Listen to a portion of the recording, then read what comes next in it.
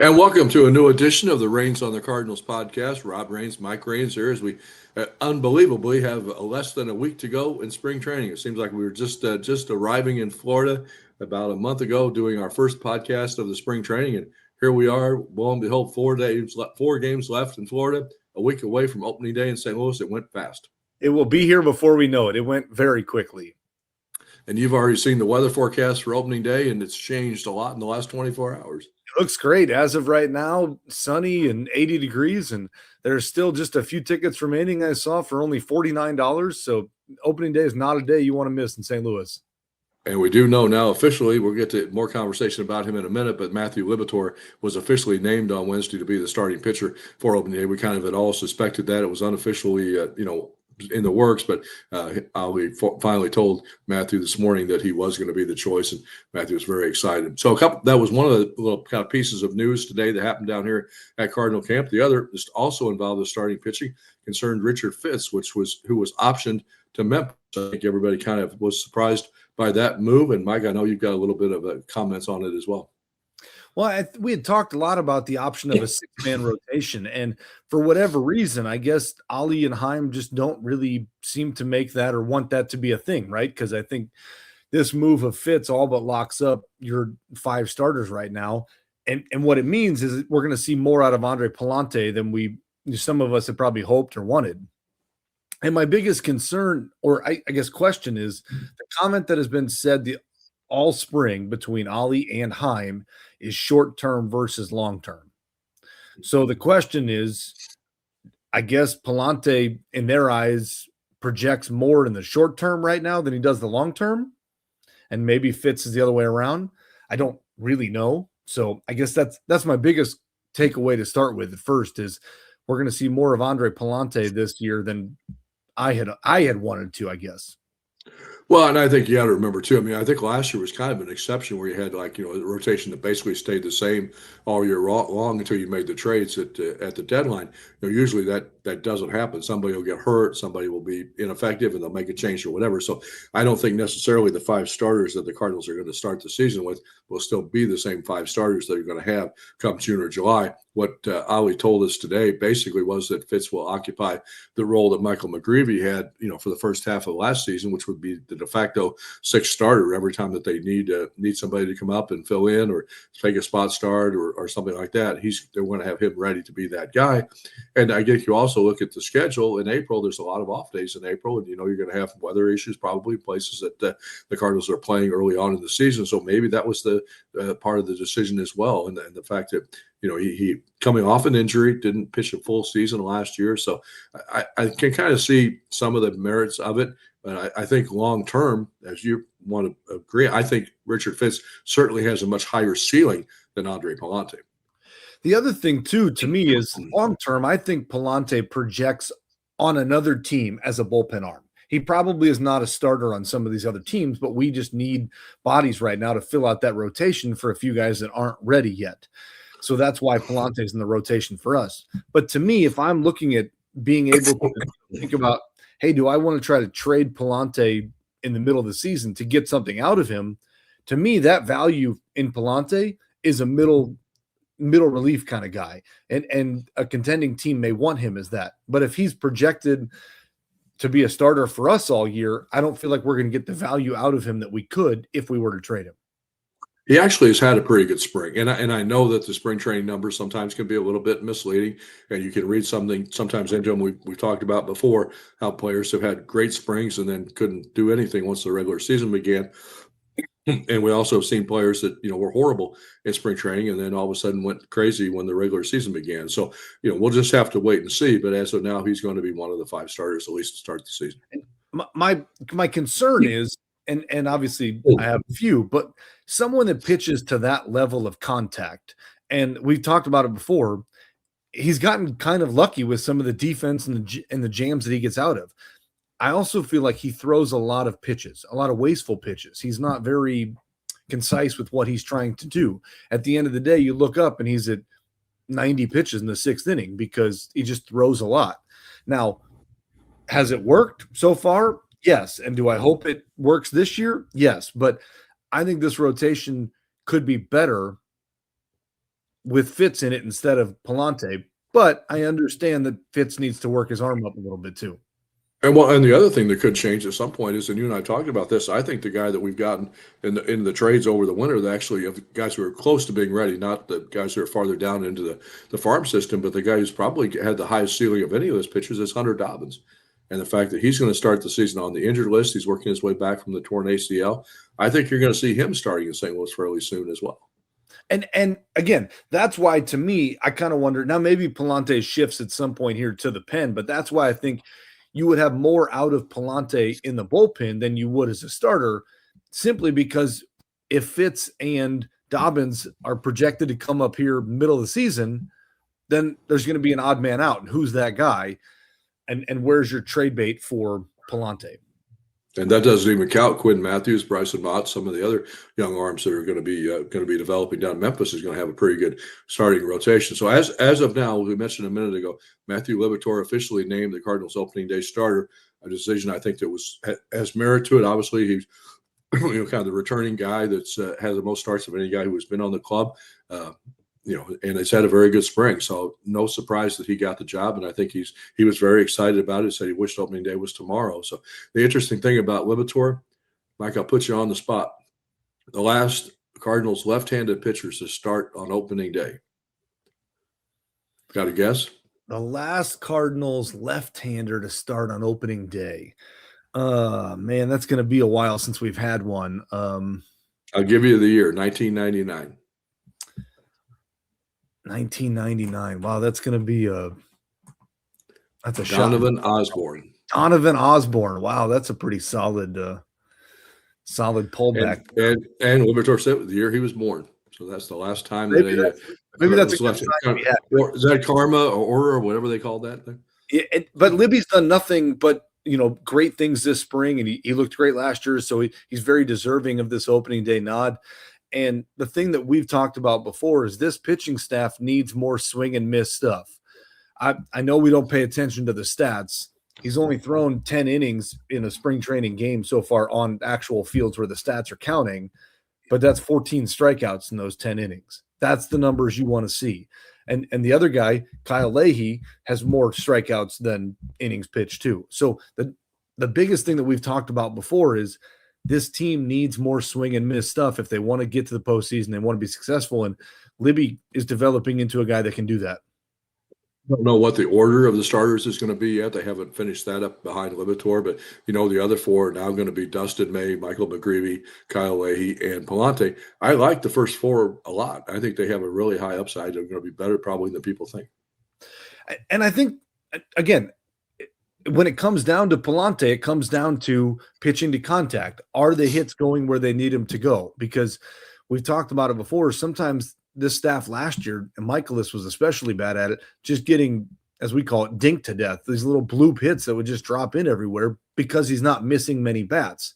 But I think the front half of this rotation between Dustin May, Michael McGreevy, and Matthew Liberatore, they're more swing and miss guys. So you're going to see more strikeouts in this and less guys on the base paths than you did last year. And I think that I very well could be the case. And I think also the question is now becoming is that, the offense going to be enough for the Cardinals to not waste that good starting pitching? Are they going to end up losing games, 3-2, 2-1 because the offense is not producing like the Cardinals want them to? And as we say, we don't want to lead into spring training stats too much, even though I just rattled off some. But the one guy, I'm going to flip last week's segment on you is are you concerned or not concerned? Is Mason Wynn? I was going to get to him here in a couple of minutes, and I think it's a little bit of a concern, especially if you're counting on him being your leadoff hitter, which I think Ali has had some conversations with the media about that here the last week or so, debating the odds on who would be the guy that he's going to go with, and I honestly don't think he's made up his mind yet about that. But speaking of opening day, we do want to remind everybody about our party coming up at Viviano's. It'll be on March 25th, the Wednesday night before opening day, a special pre-season kickoff party. It is free to attend. We do have a limited number of spaces available. So if you're interested in coming to that, please email us, rains@stlsportspage.com, and we'll get you all the details. It should be a lot of fun. We have some attendance prizes to give away, working on a couple of other special things for that event. So, kind of a good time to kind of kick around and talk about Cardinal baseball and what everybody's expectations are for this season. It should be a great time. Should be a lot of fun. We hope to see a lot of you there to kick off what is hoping, in our eyes, to be an exciting baseball season. So the other thing about that I wanted to get to before we talk about Mason Wynn and some of the other things, the other news of the day here was Thomas Ajayce returning to Jupiter from the World Baseball Classic. Had a chance to talk to him earlier today. All the details of that are in the postcard from camp elsewhere on stlsportspage.com. But I think the biggest takeaway is he said, now I've got to go fight for a job. I think when he left here on March 1st to go play for Italy, I don't think he thought he would be coming back on March the 18th. I think the performance of the Italian team kind of surprised him a little bit. They got all the way to the semifinals of the WBC, and I think the other unfortunate thing from Tom's standpoint is he really didn't get to play as much as he wanted to, and he was disappointed by that. He called it a disappointment. 11 at bats, he only had one hit, but he said the experience was worth it. He has really no regrets, and whatever happens, happens. He started in left field on Wednesday. The Cardinals say they're going to try to at least get one more game in center field. Going to play him as much as can. He may get some extra at bats on the backfields, but unfortunately for him, the way that Nelson Velasquez has played, not being here for these 3 weeks could end up costing him a spot on the opening day roster. If I would have told you when you looked back at the end of spring training, who is leading the spring training in home runs this year, you would have not guessed Nelson Velasquez in the top 10 guesses. But he currently Although I will say he's the only player on this roster that hit. He's the only player on this roster that hit 25 or more home runs last year at any level. So maybe it would not have been a bad guess to pick him. It probably would. We'll see, but I think that decision is going to come down to the last day of the camp, and it's possible. I mean, it's still mathematically possible that both Ajayce and Velasquez will make the club. I mean, the fact that they're both right-handed hitters probably works against that happening. But there have some other options, guys that are still in the mix in that outfield competition, and I don't think we'll know the answer to that final spot on the roster here until we actually break camp. It's going to be a tight battle, right? Because it's going to come down to, in my opinion, Velasquez has played himself onto this team, and probably your starting left fielder until Newbar comes back the way that he's played. So that fourth outfield spot is going to come down to Nathan Church or Thomas Ajayce, in my opinion. So it's just a matter of which one they'd like to see. And since Ajayce just hasn't played that much, it might benefit him a little bit to play a week or so at Memphis just to get some more at-bats and get some more reps under. Cool. You're watching Rains on the Cardinals podcast here on stlsportspage.com, part of our continuing spring training coverage from Jupiter. Thanks to Drury Hotels as well as all of our other great sponsors for making this possible. And don't forget, spring training might be over, but you can go ahead and still pick up some of our spring training merchandise at our merchandise store elsewhere on the website. You can click on the link and find some great items. I'm wearing the spring training hat here, and we'll have some other great items for the regular season as well coming up. So not too early to go online and buy those, and you'll have them ready for opening day or soon thereafter. Some special holiday merchandise we'll have on that site later on as well. So be sure to check that out when you get a chance. Okay, so all right, let's go ahead and flip here to Mason Wynn. You brought him up 0 for 3 on Wednesday, 2 more strikeouts. I don't think he's got – I forgot to double-check the math here since we're talking stats. I don't think he's driven in a run this spring, now hitting 133. And the tough part is, we've seen guys have a really good spring and they come out when the season starts and they just can't figure it out. And we've seen the exact opposite, right? So I'm hoping it's a case of that. We're hoping that Mason can settle down and figure it out once the season starts because, I mean – regardless of kind of how he plays, he's still projected and still will be our starting shortstop, and he's going to get it together. It's just a matter of how quickly. But do you leave him in the leadoff spot to start that, or do you wait for him to kind of pick him back up a little bit? Yeah, and I think you also look at the part of that discussion is if he doesn't hit leadoff, where would he hit? And then also if he doesn't hit leadoff, who does? Obviously, a couple of the guys that you and I have talked about before being possible choices, Lars Nootbaar being one, isn't here. Oh, he's here, but he's hurt. He's not going to be on the opening day roster. We still don't know exactly when he's going to get back. The other, Victor Scott, is doing something that the Cardinals really like as far as how his offensive game's coming along a little bit, but I don't know that they still have confidence in him being a leadoff hitter at this point in his career, that leaves you with J.J. Weatherholt. And I think, yes, he's led off throughout his career, both in West Virginia and in the minor leagues. But is that putting pressure on him that you don't necessarily need to put on him to be the leadoff hitter right out of the gate when he's making his major league debut?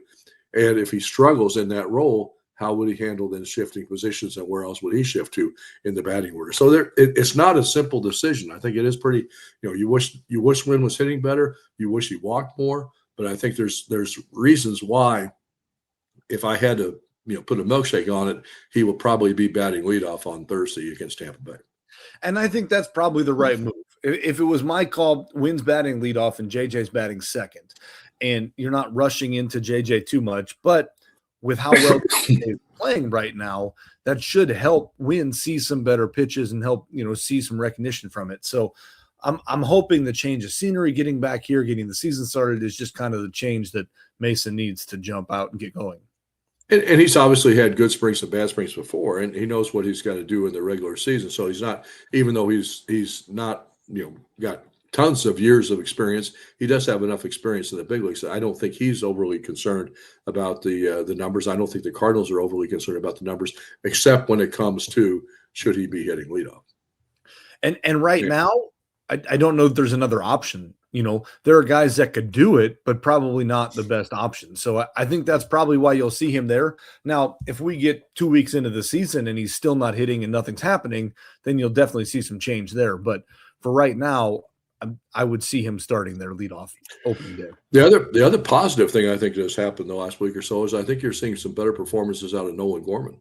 I think the strikeout total is down. I think he's, he talked about the other day, he had a home run that he said a year or two ago, I'd probably swing and miss on that pitch. So the work that he's put in over the winter, kind of like the work that Lipitor put in over the winter, the Cardinals are happy with and pleased with the progress that he's made. So I think, the upside is there for Nolan Gorman. We all talked about how, two guys in the middle of this order. And there again, if Nolan Gorman and Jordan Walker, and we're going to get to Walker in a second, but if those guys that were in the middle of the order bats giving you 25 to 30 potential home runs, a season, then maybe you take out the less decision as far as Velasquez is concerned because of the fact that you have other guys who can hit home runs. But right now, basically Burleson is the only guy that you can legitimately count on hitting home runs unless Gorman and Walker get going.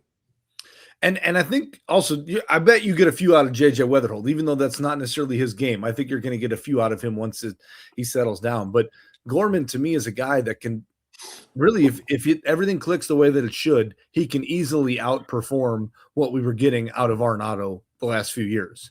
And if that happens, then we've really upgraded without really doing a whole lot. So that would be huge for this team if Gorman can. And all signs indicate so far the way that he's swinging that look to be him turning it in the right direction.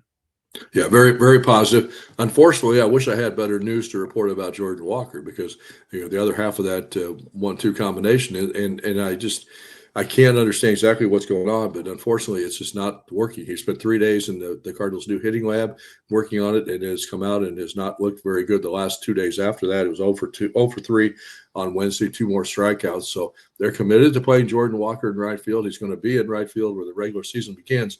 But you just hope somewhere something clicks, but we're still waiting for that to happen. If Nelson Velasquez comes out and starts the season hot and plays well, when Nootbaar comes back, is Velasquez out playing Walker for right field? Or Nathan Church, for that matter. And I want to see Walker do well. And again, we've said it before, he's only 23 years old, but maybe he just needs a long, hard reset in Memphis. Maybe he needs something, but I don't know what the answer is. But right now, whatever he's doing is not good enough for him to play on this team. And the other thing is Joshua Baez is going to be sitting there at Memphis, and we saw how he performed last year. We saw how he performed this spring before he got sent down. It's not out of the question that by the middle of this season, he's going to be ready to play in the big leagues too. And I really hope Walker can figure it out. He's a guy that I want to see do well, and he's a guy that I want to see succeed, and I think we all do. But right now, there's nothing to show any indication that he's able to do that. Well, he will get to play. One thing we do know is the Cardinals are committed to playing him, at least at this point, in the spring, at this point to start the regular season. So we'll all get to sit and watch together and see what happens. 4 games left in Florida, and then the Cardinals will be in Springfield on Monday night for an exhibition game, and then head up to St. Louis, and we'll get the season started.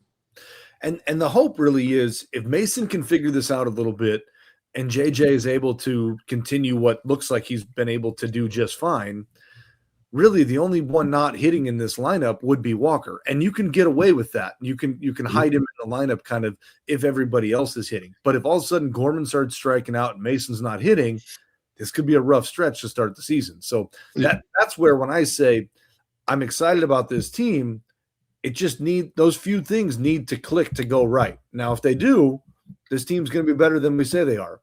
If they don't, it could be a struggle. Well, the other two guys that you will have in the middle of the batting order too, I think you can reasonably count on what you can expect from them is Alec Burleson and Ivan Herrera. Herrera did catch 4 innings on Wednesday, which was a positive sign. They're not worried about him hitting because they said he could, I always said he could roll out of bed and not have hit for a month and then go out and hit. So they're not worried about his offensive part of it. So I mean, if he can't catch, he's going to be DHing. So he's going to have his bat will be in the lineup, but it just kind of makes him potentially a more stronger offensive unit if he can be hitting from the catching position instead of from the DH spot. If Gorman continues what he's done this spring and Velasquez looks like he has looked so far, you're 3, 4, 5, and 6 in the lineup are going to be Burleson, Herrera, Velasquez, and Gorman. And that's a pretty solid crew right there to drive in runs. And you just need Mason and JJ to get on base. That's all you need to do. And hopefully they will run. Mason, if he gets on base, can run. Victor Scott has 5 stolen bases this spring already, even though he hasn't batted in the leadoff spot. So they have the ability to do that. So, and I think the only other aspect of the team that we haven't touched on is the bullpen.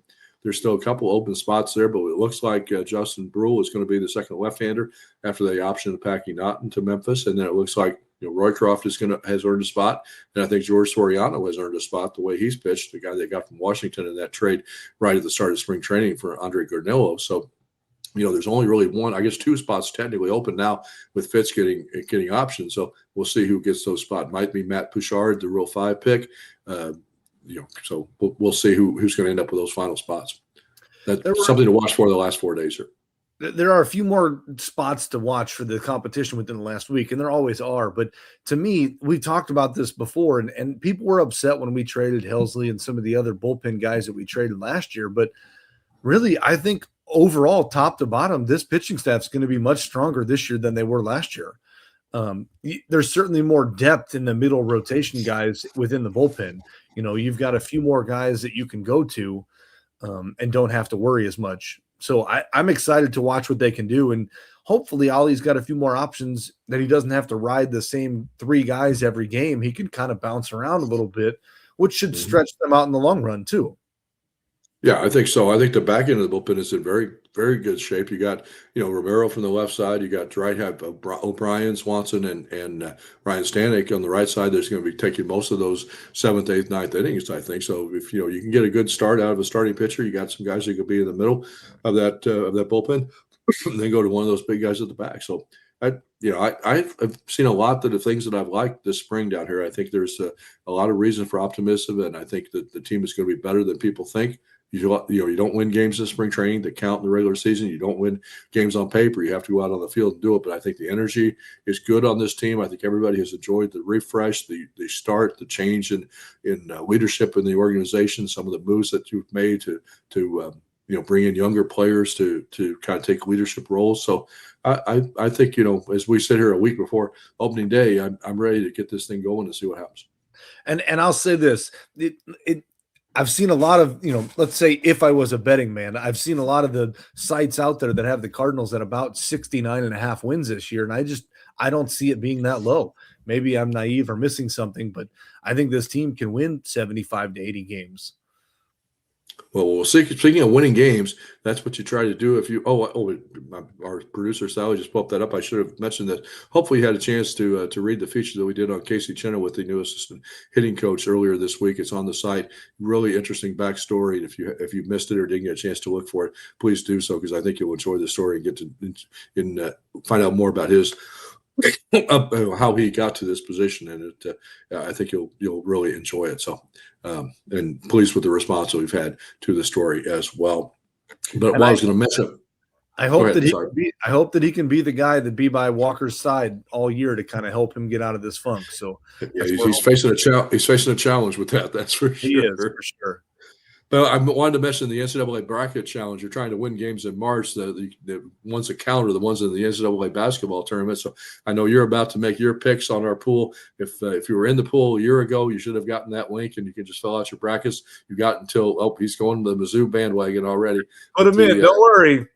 They're in the tournament. They were on the bubble, but they got in. So now we'll see. And got a game in St. Louis. So what? Basically a home game. How that happened? How that happened? Yeah. But so we'll see if they can take advantage of that. But other picks also very important as well. So get your entries in. As I say, if you were in the pool last year, you should have got that link. It's on the CBS Sports Bracket Pool STL Sports page. There's a story with the link on our website as well. If you weren't in the pool last year and get entered, the entries will close at the moment the first game begins on Thursday, about 11 a.m. St. Louis time, noon Eastern time. So you still got a few hours left to get your bracket and get there. First place too. Excuse me. First prize will be 2 free night certificates at any Drury hotel. Oh, sorry.